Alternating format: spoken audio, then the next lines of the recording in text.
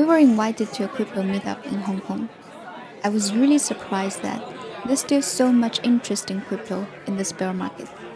There's still so much enthusiasm, and people are so optimistic of the future. Meeting people from different walks of life there made me realize that our crypto community is reaching out to more and more people. It's more diverse than I've expected. We talked about crypto investment, how they become traders, crypto entrepreneurs, and how they started their own token fund. This year we've had 300% growth in the bear market. Most of that's come from Africa. How did you get this idea? Very happy to have you come to our party in our office in Hong Kong.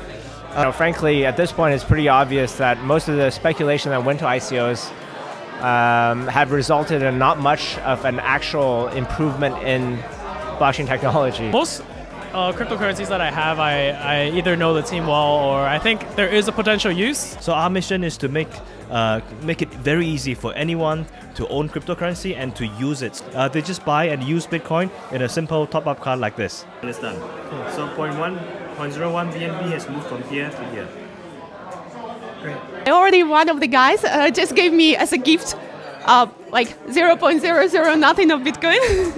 Yeah, and started the wallet. It's very interesting because you get to see, how different communities, local communities react to blockchain.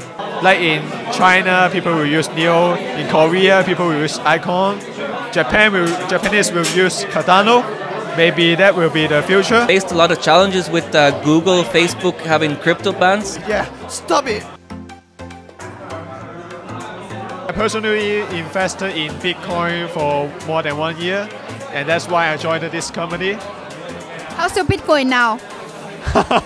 I'm still optimistic in long term. I've mainly bought Bitcoin and some other altcoins. Bought Ethereum, so I'm just slowly accumulating what I can right now. Neo is one that we've experienced a lot of people wanting to get into. But then again, these are people who are already quite knowledgeable in crypto. A lot of our clients are just trying to get into a position into the major top 5 coins. There's always going to be a market for anything, right? Fiat currencies or cryptocurrencies or anything. So I don't think, fiat currency is going to go away and Bitcoin is going to take over anything. I mean, I don't think anything's ever that extreme, right? Much like how Apple doesn't have 100% market share in any world, Bitcoin's not going to have 100% market share in anywhere. I believe, this market downturn, it's just a matter of cycles. Cycles come and go all the time. Besides Bitcoin, have you invested in other crypto? I've invested Ethereum, VeChain, a lot of these other cryptocurrencies. But admittedly, during the time where Bitcoin was around 20,000, that everything was just so hyped and everyone believed it so much that there wasn't a lot of realistic optimism. But I think now is a period where people can build and really sort of focus on the product and focus on business development and adoption and all of that. What have you invested? Personally, I mostly invested on Bitcoin, but also I'm quite curious on other projects. So I also invested in Ethereum or EOS or Cardano. The best approach is to diverse our investment to different projects. So I personally didn't heavily invested on any one of the altcoin. My portfolio is mostly in Bitcoin. Every coin has their potential. Like Nick just said, actually every coin has their own market. Like in China, people will use Neo. In Korea, people will use Icon. Japanese will use Cardano. Maybe that will be the future.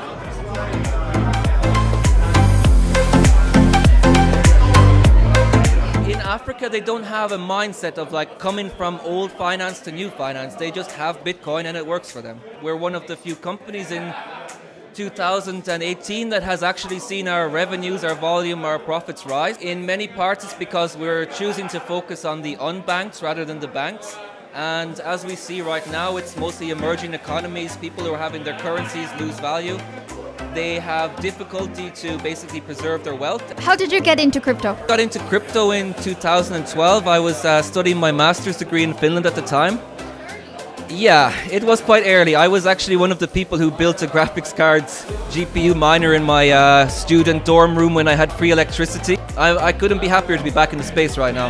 To actively investing and being part of it in the community over a year, but I've been following the news for a little bit already. I know the founder from working in Beijing. He was doing a startup, I was doing another startup, and then last year I started looking into crypto, and then I realized that my friend Zach, he the CEO of this company, was doing ICO, and then I thought, okay, this would be a good entry point for me to start my first ICO. In fact, it was my first ICO.